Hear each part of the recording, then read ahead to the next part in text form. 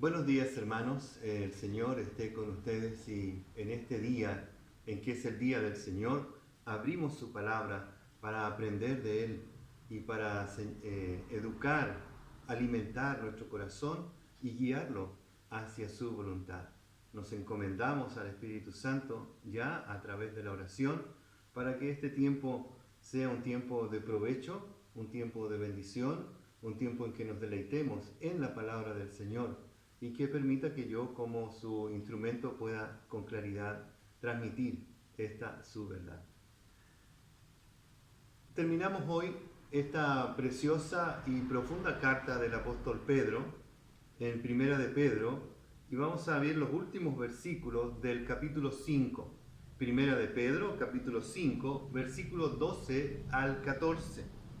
Es el final de la carta de Pedro, quien se despide de sus destinatarios, los hermanos que a causa de la persecución están dispersos por toda Asia, Ponto y Galacia. Su palabra de despedida son breves, pero cargadas de ánimo y de verdad. Dice así, Primera de Pedro, capítulo 5, versículo 12. Por conducto de Silvano, y a quien tengo por hermano fiel, os he escrito brevemente, amonestándoos y testificando que esta es la verdadera gracia de Dios en la cual estáis.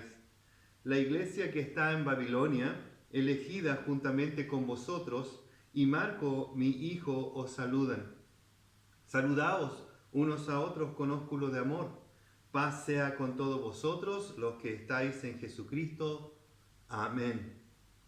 El título de mi sermón de hoy lo tomé prestado del versículo 12, donde el apóstol Pedro dice que la verdadera gracia de Dios está en vosotros. Así es que voy a dar ese énfasis en el sermón de hoy, la verdadera gracia de Dios. Y creo que el apóstol Pedro está uniendo mucho de su pensamiento a lo largo de los 5 capítulos en esta frase también al final de despedida. Primero que nada vamos a ver los 3 versículos que están en nuestro contexto. Y en estos 3 versículos lo primero que vemos son las actitudes esenciales de los creyentes en medio de las persecuciones. Ya hemos ido viendo a través de los capítulos cómo el apóstol Pedro nos anima, nos exhorta y nos estimula a permanecer fieles al Señor y confiados en que todo lo que estamos viviendo es porque el Señor tiene un propósito mucho mayor que simplemente las circunstancias en las que nos vemos envueltos. Y que aquellos destinatarios que estaban siendo perseguidos y probablemente pasando muchas dificultades, también debían asirse de esta verdad profunda, de que si sufrían por Cristo, también entonces iban a disfrutar de la gloria que les esperaba cuando el Señor Jesucristo sea manifestado. Actitudes esenciales entonces que nosotros como creyentes también en el tiempo presente, incluyendo nuestra vivencia particular en este tiempo de la historia, que debemos producir o traer a nuestra actividad como hijos de Dios. Dice la palabra de Dios allí que cada creyente debe resaltar estas actitudes esenciales y que el apóstol Pedro menciona aquí por lo menos 3 de ellas. Y dice que 3 de ellas, y dice que estas son la fidelidad, el amor y la paz. Veamos un poco más de cerca. Cuando menciona a Silvano, que es su compañero y que está escribiendo de parte de él, es como su secretario, ¿verdad? Estaba en la mente del apóstol Pedro cuando mencionó a Silvano, que también lo conocemos como Silas en el Nuevo Testamento, especialmente allí en el libro de los Hechos, capítulo 15 y 16, donde se nos menciona que Silas fue compañero de misión con el apóstol Pablo. A veces aparece en sus cartas también, ya sea en la introducción o en el final, en los saludos. Y Silas era un ciudadano romano que fue secretario entonces de Pedro en esta precisamente breve carta. Silas o Silvano registró las palabras del apóstol y más tarde entregó la epístola a sus destinatarios.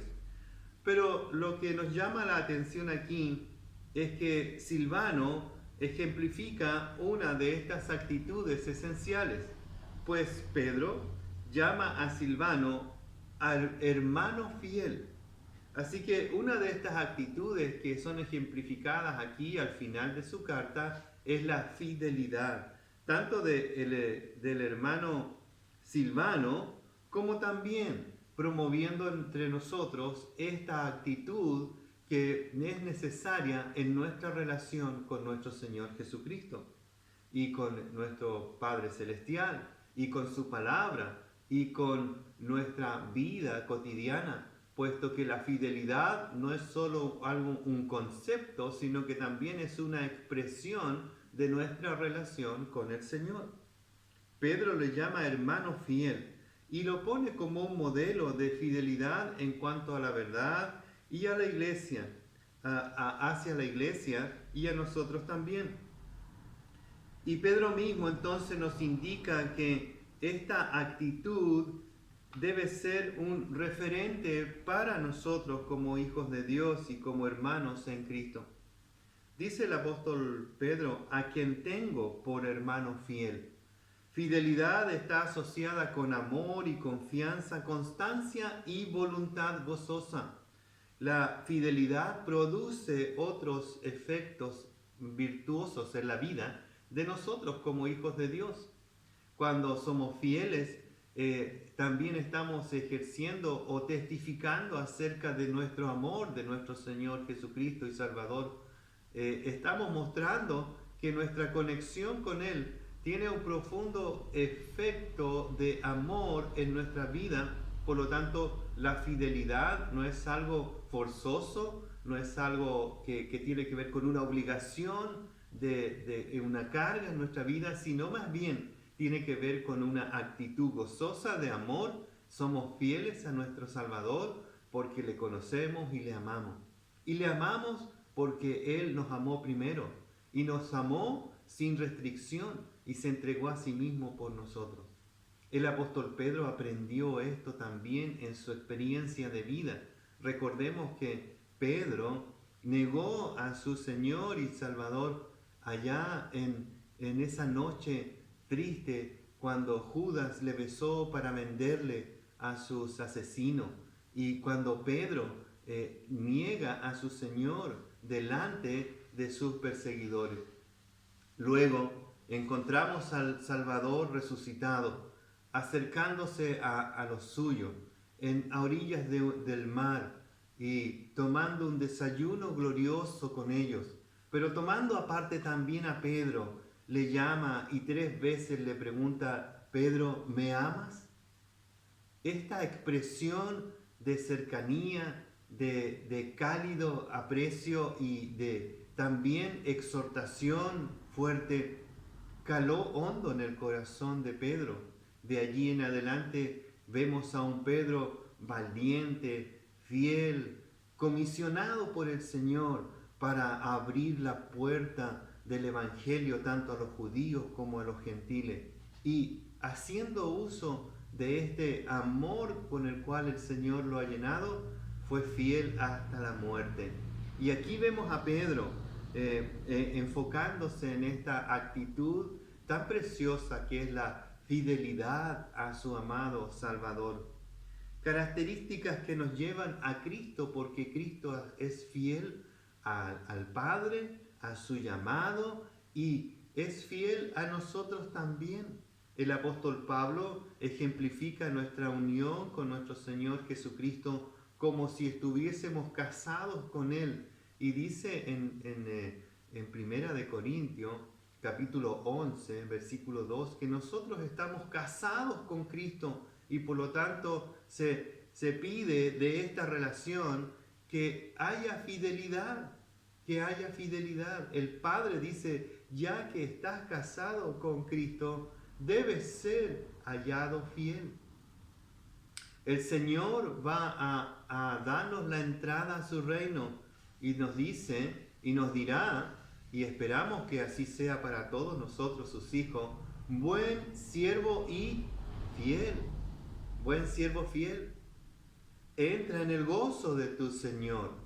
¿Por qué? Porque la fidelidad es una actitud que debe trabajarse por amor a nuestro Señor. La fidelidad es algo que debe caracterizar a los hijos de Dios. Fidelidad también es sinónimo de constancia, de perseverancia en los caminos del Señor, de perseverancia en medio de la prueba también, como hemos visto en Primera de Pedro. Así que la primera aquí cualidad o característica de los hijos de Dios que menciona Pedro en esta breve porción al final de su carta es fidelidad. Otra característica que nos menciona el apóstol Pedro aquí es el amor. Obviamente también dice aquí que nosotros debemos amarnos. En el versículo 14 nos menciona con ósculo santo que nosotros debemos amarnos unos a otros, que debemos perseverar en el amor, que debemos esforzarnos. El amor debe ser una actitud permanente, visible, activa en la vida de los creyentes. Pedro nos dice que el amor es algo que viene de Dios, que llena nuestros corazones y que sobreabunda para que podamos expresarlo de maneras profundas, creativas y constantes en medio de su pueblo.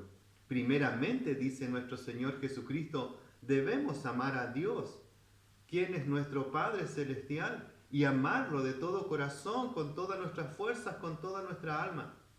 Pero también nos estimula a amar a nuestros prójimos, amar a aquellos que son nuestros hermanos primeramente, amar a aquellos que Dios ha puesto a nuestro lado para que podamos expresarle bendiciones, para que podamos compartir con ellos nuestra vida, para que podamos ocuparnos de ellos como hermanos, ya sea hermanos mayores o hermanos que comparten la misma fe y la misma vida en el contexto de la iglesia local.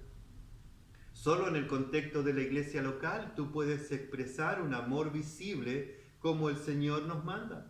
De ahí la importancia de estar unido al cuerpo de Cristo, la iglesia del Señor, que hace visible estas actitudes o estas características que son testimonio de nuestra filiación con nuestro Salvador. Así que el amor, el apóstol Pedro termina la epístola no mandando la actitud de amor, sino ilustrándola personalmente. Su amor por los creyentes en Roma, desde donde él escribe, se ve en la designación de la iglesia que está en Babilonia. Es una referencia indirecta a la iglesia en la capital del imperio. Él está cuidando a sus hermanos, entonces hace uso de este código o nombre alternativo para la ciudad allí de Roma donde él está escribiendo. Es un uso común de que la ciudad de Roma fue como sindicada así con este código para que los hermanos que estaban siendo perseguidos no fuesen rastreados a donde realmente estaban. Y se usaba entonces este término para decir que Babilonia era la capital del imperio. Por varias asociaciones, ¿verdad? Y no muy buenas asociaciones, los autores de la Biblia mencionan a Roma como la Babilonia. Los creyentes en Roma demostraron verdadero amor y afecto al enviar sus saludos a los hermanos que estaban dispersos y siendo perseguidos, como lo hizo Marco, a quien Pedro llamó mi hijo, una designación que indica que era el hijo espiritual del apóstol Pedro, así como Timoteo era el hijo espiritual del apóstol Pablo. Este Marcos era el mismo Juan Marco, que se menciona en el libro de los Hechos, capítulo 12, y luego de ese incidente donde están Pablo allí y, si mal no recuerdo, Bernabé, Marcos es quitado del grupo con el cual trabajaba Pablo, pero luego es alabado por el mismo Pablo, reconociendo que es útil para el reino o para el ministerio. Luego, sabemos por este dato y otros datos extra bíblicos que Marcos fue compañero de Pedro en Roma y probablemente allí no solo le acompañó, sino que también fue coautor del evangelio que lleva su nombre, el evangelio de Marcos. Y Marcos está aquí también entonces asociado con estos saludos finales de la carta de Pedro. Y también se nos menciona la última virtud aquí en estos pasajes, donde habla de, al terminar su carta, con la sencilla declaración: paz sea con todos vosotros los que estáis en Cristo. Así que tenemos fidelidad como característica de la vida de los hijos de Dios, el amor como una característica sobresaliente también de los hijos de Dios, y ya dijimos, fidelidad y amor van juntos, pero también paz. Paz es una característica de aquellos que somos hijos de Dios. Esta, por supuesto, orientada hacia nuestra relación con el Señor y también hacia nuestra relación con nuestro prójimo. Los hermanos que recibirían la carta en medio de diversas pruebas y dificultades a causa de ser perseguidos por el Evangelio, también podían tener paz. La paz tiene un profundo sentido para el apóstol Pedro y los creyentes en general. Es la paz que sobrepasa todo entendimiento, que solo puede ser experimentada a través del Señor Jesucristo. Es la paz que viene como un producto de nuestra sumisión al Espíritu Santo. Es la paz que viene del Espíritu, que se produce de una relación directa y profunda con Dios, el Dios de paz, y el Señor Jesucristo, quien nos concede paz, y el Espíritu Santo, quien nos da el fruto de la paz. La paz de Dios no depende ni de las personas, no depende de las circunstancias que estás viviendo, no depende de las cosas que poseemos o deseamos tener. Repito, la paz de Dios no depende ni de las personas que tienes a tu lado o que has dejado de tener, ni de las circunstancias que estás viviendo, sean buenas o sean malas, ni de las cosas que posees o que deseas tener y que no tienes. Sin embargo, muchos de los hijos de Dios no están experimentando la paz hallada en Dios, en Cristo y en el Espíritu Santo.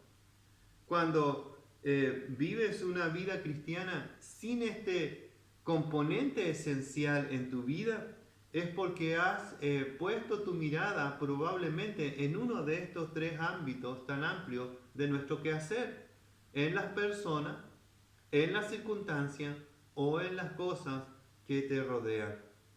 Y debes volver.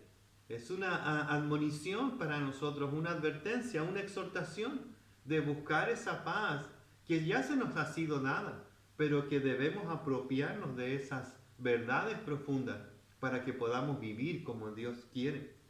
La paz de Dios se experimenta a través de la confianza mantenida en el Señor y un amor continuo por la palabra de Dios. Esto se demuestra por una obediencia amorosa y de todo corazón a nuestro Dios, a nuestro Salvador Jesucristo, y una sumisión a su verdad.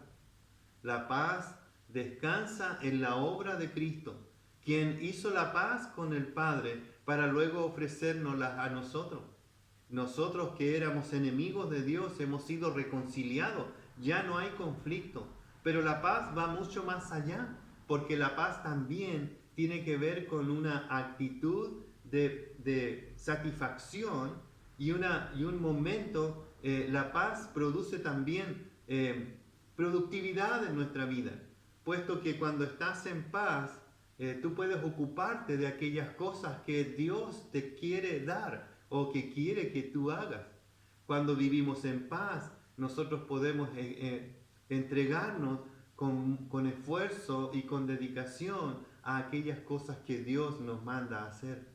Así es que busca la paz, dice el Señor, sobre todas las cosas, para que tu mundo interior, para que tu vida sea productiva, sea gozosa y puedas tener una relación con Dios que produzca gozo y fruto que agrade a su persona.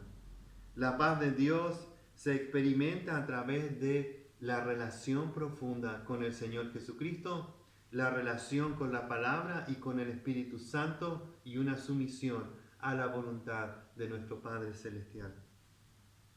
Como hemos visto, no hay atajo para las actitudes de un creyente.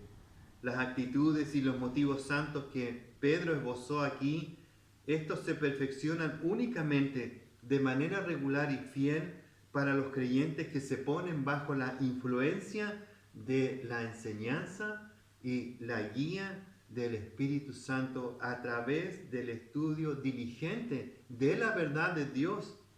Y al hacerlo, no solo queremos adquirir conocimiento, sino queremos ser guiados por el Espíritu Santo a la verdad de Dios en nuestra práctica cotidiana.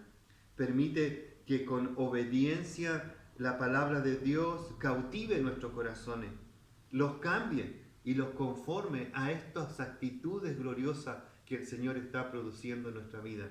Muchas otras actitudes que aprendimos en esta carta del apóstol Pedro, no solo fidelidad, amor y paz, también perseverancia, también sumisión, como vimos en el capítulo 5 al principio y al final de esta carta. Pero todo esto solo tiene sentido si nosotros no nos sujetamos de la preciosa verdad de Dios que nos dice en el versículo 12 que la verdadera gracia de Dios en la cual estáis. Nosotros estamos en una condición de gracia y al estar en esta condición de gracia, nosotros podemos vivir y producir estas características que son parte de la vida de los hijos de Dios. Solo estando en esta condición de gracia, nosotros podemos perseverar. Solo estando en esta condición de gracia, podemos amar. Solo estando en esta condición de gracia, podemos tener paz en nuestro corazón. Veamos más de cerca el título de mi sermón, La verdadera gracia de Dios, basado en el versículo 12, que servirá como un pequeño y rápido resumen del contenido de la carta del apóstol Pedro. Primero, me gustaría definir la gracia que Pedro menciona aquí en su carta. Los teólogos han definido la gracia de Dios de dos grandes maneras. Primero, hablan de la gracia común y luego también hablan de la gracia especial. Déjeme hablar un poquito acerca de la gracia común. Dice, y quiero leer un texto para como ejemplificar esto. Mateo capítulo 5, versículo 45 dice el Señor Jesucristo, para que seáis hijos de vuestro Padre que está en los cielos, que hace salir su sol sobre malos y buenos, y que hace llover sobre justos e injustos. La gracia común, según nuestro Señor Jesucristo, viene a todos por igual. Hijos de Dios, no hijos de Dios, justos e injustos, todos reciben de la gracia común. La gracia común incluye cualquier manifestación de la obra de Dios hacia las personas en general, con tal independencia de su condición espiritual. Los ejemplos clásicos aquí en el texto son sol y lluvia, pero como vemos, estos no son más que dos ejemplos de los muchísimos beneficios de la gracia común. Nos levantamos en la mañana y todos estamos bien, el mundo sigue como tal, la luna en su lugar, el sol en su lugar, los planetas están estabilizados, hay equilibrio en el universo. En lo particular, nosotros mantenemos nuestro estado físico, todas nuestras partes están en el lugar correcto.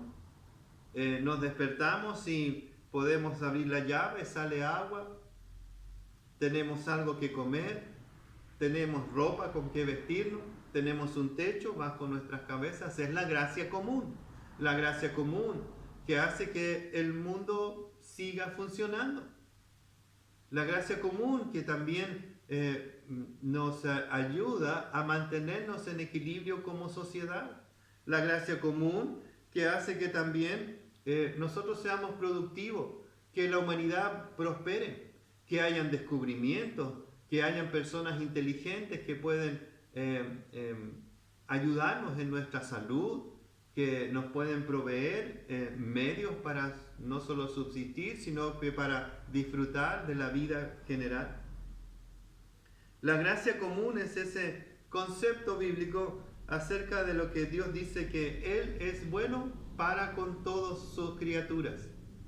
Pero la verdadera gracia o la gracia salvadora, la que menciona el apóstol Pedro aquí en el versículo 12, la verdadera gracia de Dios en la cual estáis, es la gracia especial, la gracia salvadora que se menciona en la Biblia como la gracia que viene y define quiénes somos en el presente y en el futuro.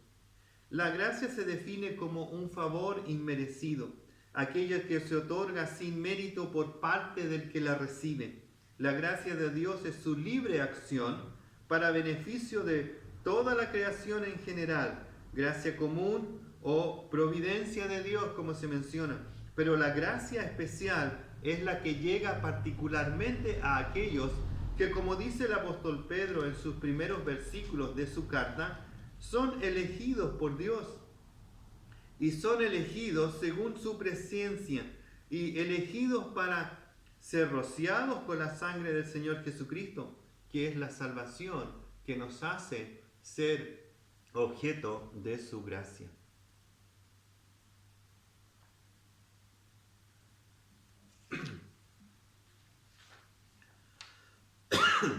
La gracia especial se distingue de la justicia y de la misericordia. La justicia consiste en recibir lo que uno merece. La misericordia en no recibir lo que se merece, sino más bien recibir lo que Dios ha querido y ha dispuesto para aquellos que ha escogido para mostrar su misericordia a través de su gracia.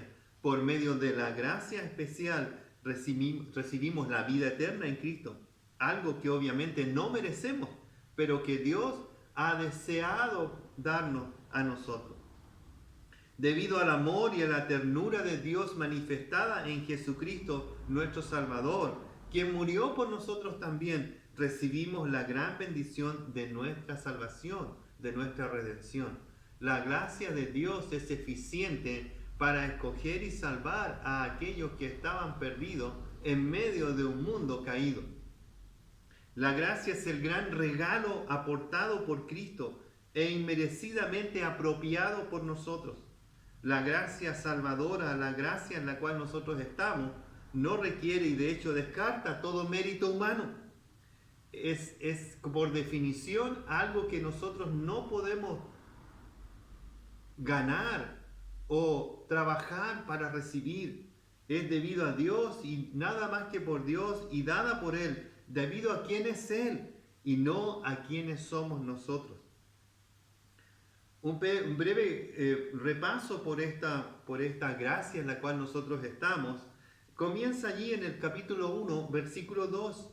Dice el apóstol Pedro, elegidos según la presciencia de Dios, Padre en santificación del Espíritu, para obedecer y ser rociados con la sangre de Jesucristo. Gracia y paz os sean multiplicadas. La gracia se expresa en este versículo como la bondad de Dios que nos miró en el Espíritu Santo, que nos hizo aptos para obedecer, y la sangre de Cristo que es suficiente y eficiente para salvar. De allí que la gracia común se distingue porque la gracia salvadora es eficiente para aquellos a los cuales Dios eligió.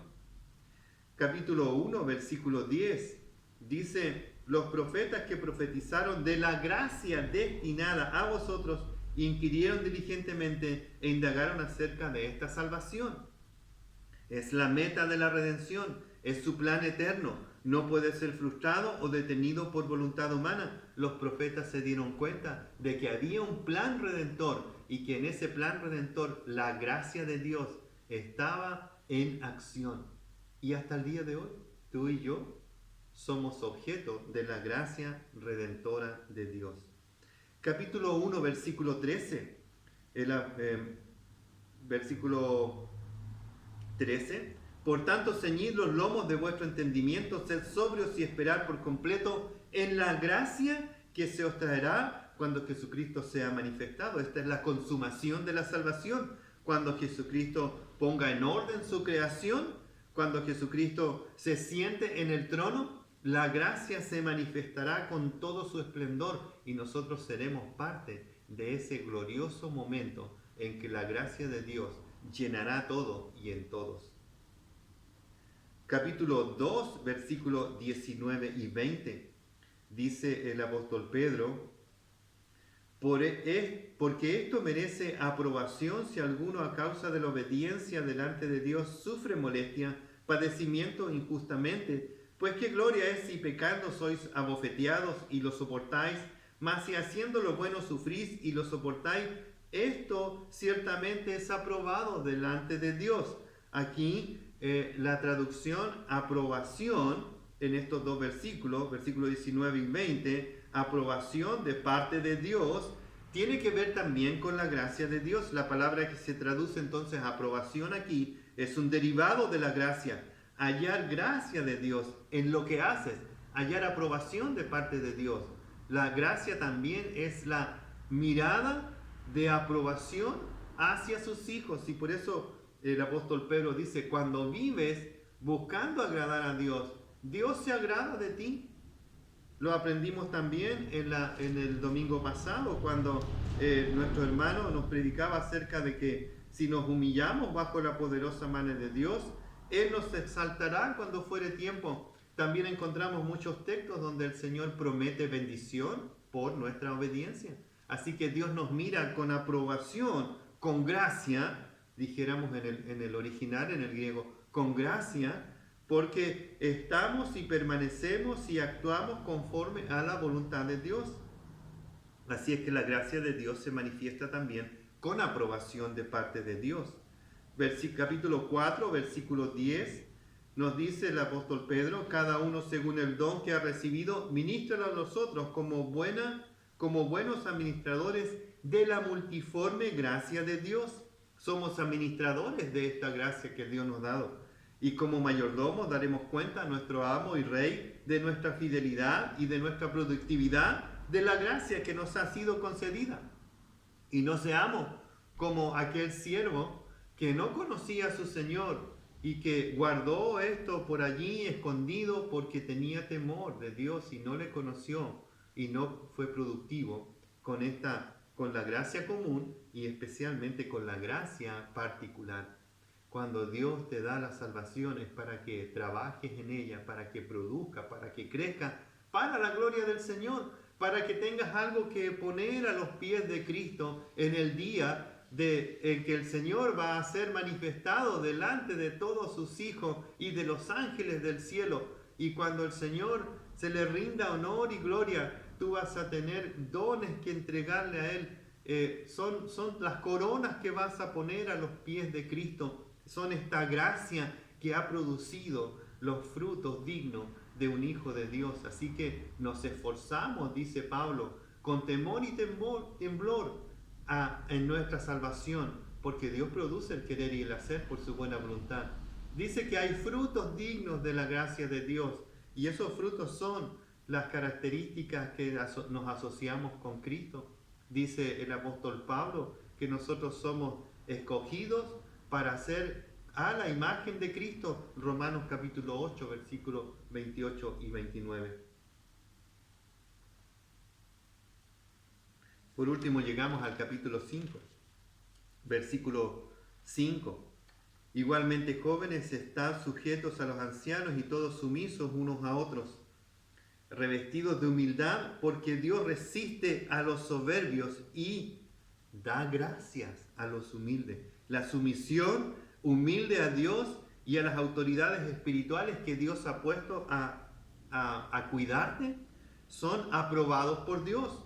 Dios aprueba se complace en que tú seas una persona que humildemente se somete a su dirección y a aquellos que cuidan y guían tu vida espiritual. Como hijos de Dios, nosotros ejercemos esta voluntariamente sumisión a Dios Padre, a nuestro Señor Jesucristo como nuestro Salvador y Rey, al Espíritu Santo en el cual nosotros nos sometemos para que Él nos llene y nos guíe, a la palabra de Dios que es nuestra autoridad de fe y de práctica, a la iglesia que es la columna y baluarte de la verdad, en la cual nosotros nos sometemos humildemente para que juntos podamos servir a nuestro Señor, a los líderes que Dios ha puesto para que nos cuiden y nos pastoreen, como dice el mismo capítulo 5. Esto es agradable a Dios, es algo que a Dios le complace, es algo que a Dios le trae beneplácito y se complace con aquellos hijos que en obediencia y fe se someten a Él y a todos sus preceptos.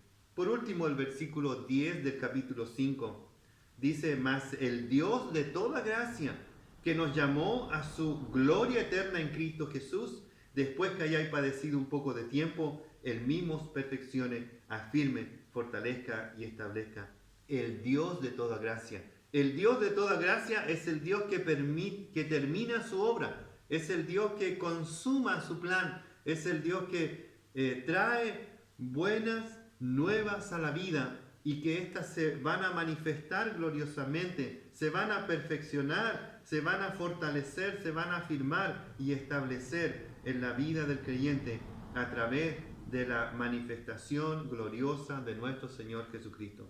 El Dios de toda gracia es el Dios que termina su obra y son buenas en gran manera. Cuando Él ve terminada su obra, al igual que en la creación, Él dice: todo lo que he hecho es bueno en gran manera. Un día escucharemos de parte de Dios: todo lo que he hecho para tenerlos aquí conmigo es bueno en gran manera. Y va a mirar tu vida, va a mirar mi vida y va a decir: esto que he hecho es para mi gloria.